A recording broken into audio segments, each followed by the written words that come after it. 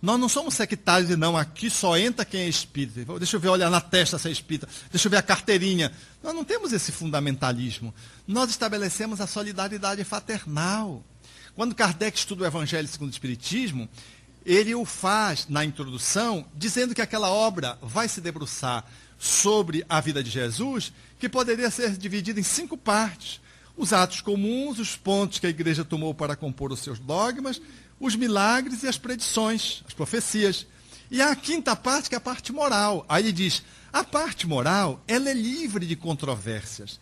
Ela é o terreno onde as religiões, os cultos podem se aproximar e se agregar. É sobre essa parte que nós vamos nos debruçar. Livre, portanto, de conflitos. Então ele deixa claro que a nossa performance moral, atitudinal, no nível da convivência, ela não é sectária, ela não é fundamentalista, mas ela reflete uma filosofia. Ela é uma ciência filosófica que embasa essa prática. Então ela tem um enquadramento.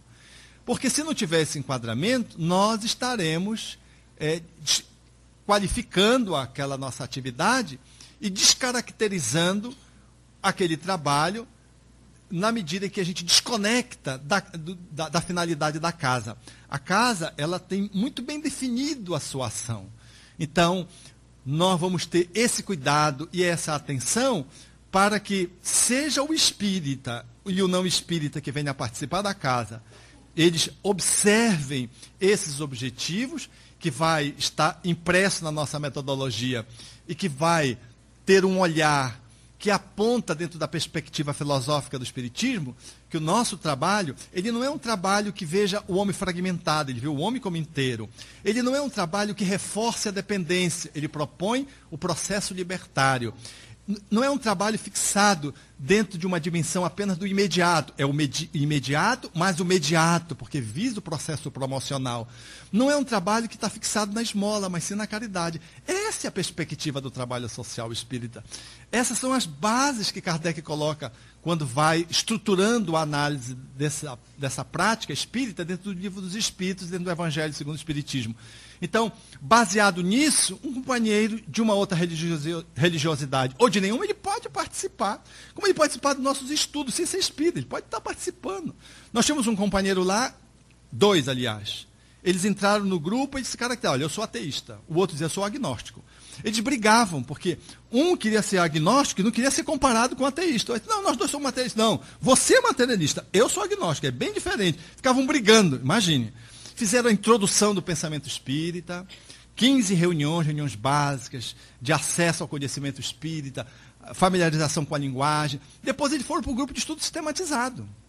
Aquele que era o agnóstico saiu da casa. E aquele que era o materialista continuou.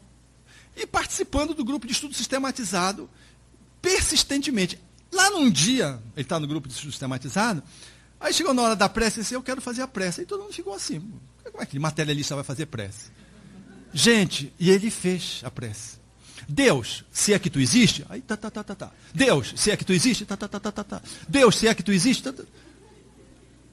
Gente, quando acabou, o povo ficou tão feliz com a coerência dele. Mas você vejam, o ato de pedir para orar já era a abertura do coração dele para Deus.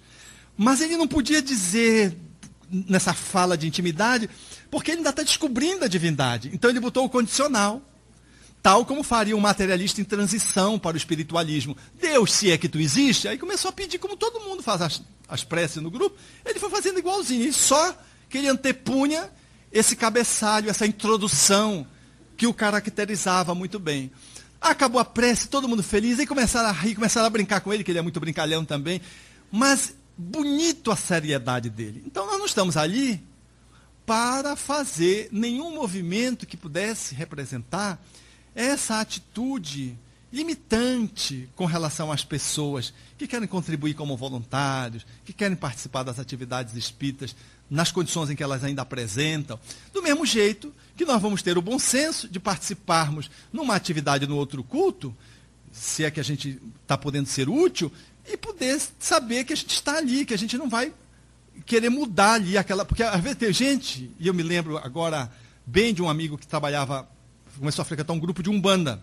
E ele houve um espaço, ele botou o Evangelho segundo o Espiritismo lá, começou a estudar o Evangelho dentro da Umbanda. E aí ele foi se aconselhar com o Chico.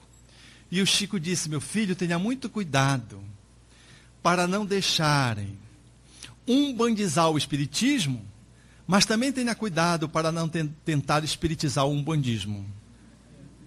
E ele depois pôde constatar isso. Quer dizer, a ideia dele era a melhor possível, mas era um grupo de Umbanda, ele tinha que respeitar. Aí já começou como se o grupo de Umbanda tivesse que ser espírita. Então, que ele fosse lá, se ele achasse que era útil, como ele foi convidado para fazer uma fala, tudo bem. Mas daí a implantar o Evangelho, já querer fazer... E foi com o Chico como se ele estivesse fazendo uma grande coisa, ele fosse resgatando os perdidos para a salvação, para ser espírita. Não é esse o pensamento espírita.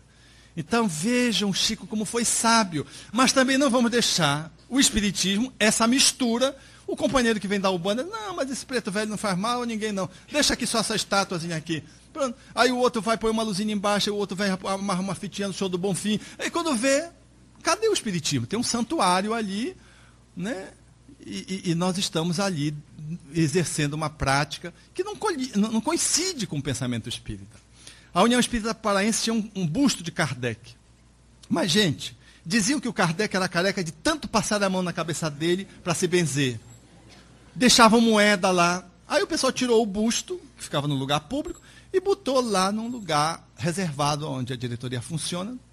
Porque as pessoas são assim. Tinha uma toalha, que era uma toalha branca, bem bordada, muito bonitinha. Centro Espírita tem muita dificuldade de ter as coisas, né? Então, quando alguém doa alguma coisa, aquilo fica ali para a eternidade. Então, aquela toalha ficava ali porque não tinha outra. Era na União Espírita Paraense, a Casa Federativa. Gente, uma vez tiraram essa toalha para lavar, tinha gente que começou a cobrar a toalha. O presidente da federação percebeu que o povo estava apegado na toalha, e era uma toalha branca. Esse negócio de espiritismo de mesa branca reforçava em algumas pessoas essa ideia. E o vínculo. Então, ele suspendeu a toalha, assim como ele tirou o busto, ele suspendeu a toalha, ele ficou só um plástico por cima. Porque é interessante a gente considerar isso, porque a casa espírita, ela tem uma identidade. Porque eu frequentei uma outra casa e o companheiro gostava de branco. Ele andava de branco, ele não era profissional que usasse essa indumentária, mas ele gostava do branco. Ele trabalhava numa farmácia, gostava do... E ele comprou toalhas todas brancas para as mesas. Gente, um centro espírita que era pintado de cal, que era branco. Toalha branca, o povo achava... Aí eu fui na diretoria, propor que se botasse uma toalha de outra cor. Pronto, quase que ele me engasga. Ficou aborrecido, mas ele dizia assim para mim, o branco é porque eu gosto. Aí eu dizia assim, mas seu Orlando, a toalha branca, o que o senhor gosta, o senhor pode colocar na sua casa. Aqui tem uma inconveniência, porque as pessoas têm a cultura do espiritismo de mesa branca. Então todas as mesas têm toalha branca em cima. Não, mas não tem nenhum problema. O espiritismo não tem nada a ver com mesa branca.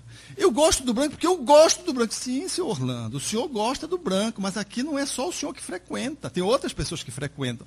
Nós temos que pensar nessa cultura das pessoas que frequentam para desarticular essas dependências psicológicas que as pessoas trazem. Gente, ele ficou chateadíssimo. Aí o que eu fiz para resolver o problema? Comprei toalhas amarelas e dei. Botaram as toalhas amarelas. De tanto lavar as toalhas amarelas, ficaram brancas novamente.